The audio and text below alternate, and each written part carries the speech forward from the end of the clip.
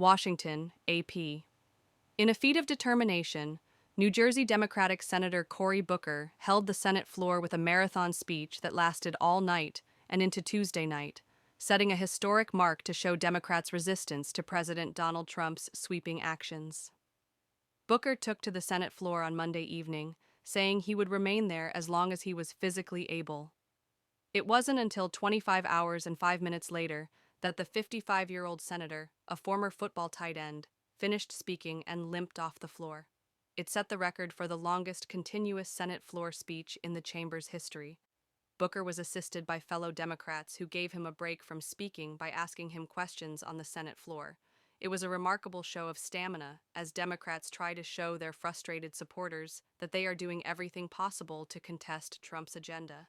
Yet Booker also provided a moment of historical solace for a party searching for its way forward. By standing on the Senate floor for more than a night and day and refusing to leave, he had broken a record set 68 years ago by then-Senator Strom Thurmond of South Carolina, a segregationist and Southern Democrat, to filibuster the advance of the Civil Rights Act in 1957. "I'm here despite his speech," said Booker, who spoke openly on the Senate floor of his roots as the descendant of both slaves and slave owners. He added, "I'm here because as powerful as he was, the people are more powerful." House Democratic leader Hakeem Jeffries, the first Black Party leader in Congress, slipped into the Senate chamber to watch Booker on Tuesday afternoon. He called it an incredibly powerful moment because Booker had broken the record of a segregationist and was fighting to preserve the American way of life and our democracy. Still, Booker centered his speech on a call for his party to find its resolve, saying, "We all must look in the mirror and say, we will do better." "These are not normal times in our nation," Booker said as he began the speech Monday evening, "and they should not be treated as such in the United States Senate.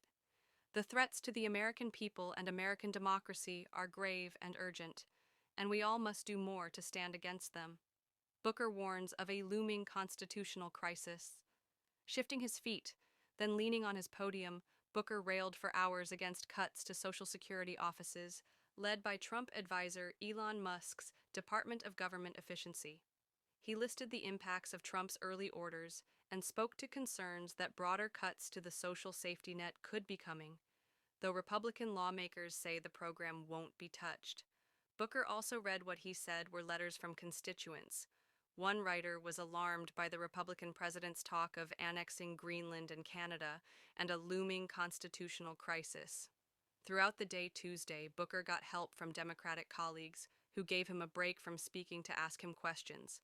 Booker yielded for questions, but made sure to say he would not give up the floor. He read that line from a piece of paper to ensure he did not slip and inadvertently end his speech. He stayed standing to comply with Senate rules. "Your strength, your fortitude, your clarity has just been nothing short of amazing, and all of America is paying attention to what you're saying," Senate Democratic leader Chuck Schumer said as he asked Booker a question on the Senate floor. "All of America needs to know there's so many problems, the disastrous actions of this administration." As Booker stood for hour after hour, he appeared to have nothing more than a couple glasses of water to sustain him. He later told reporters that he had fasted for days before the speech and stopped drinking fluids the night before. He suffered through cramps as the day wore on, he said.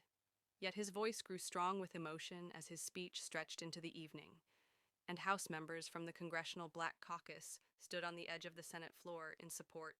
"Moments like this require us to be more creative or more imaginative or just more persistent and dogged and determined," Booker said. Booker's cousin and brother, as well as Democratic aides, watched from the chamber's gallery. Senator Chris Murphy accompanied Booker on the Senate floor throughout the day and night. Murphy was returning the comradeship that Booker had given to him in 2016, when the Connecticut Democrat held the floor for almost 15 hours to argue for gun control legislation. His Senate floor speech breaks Thurmond's record.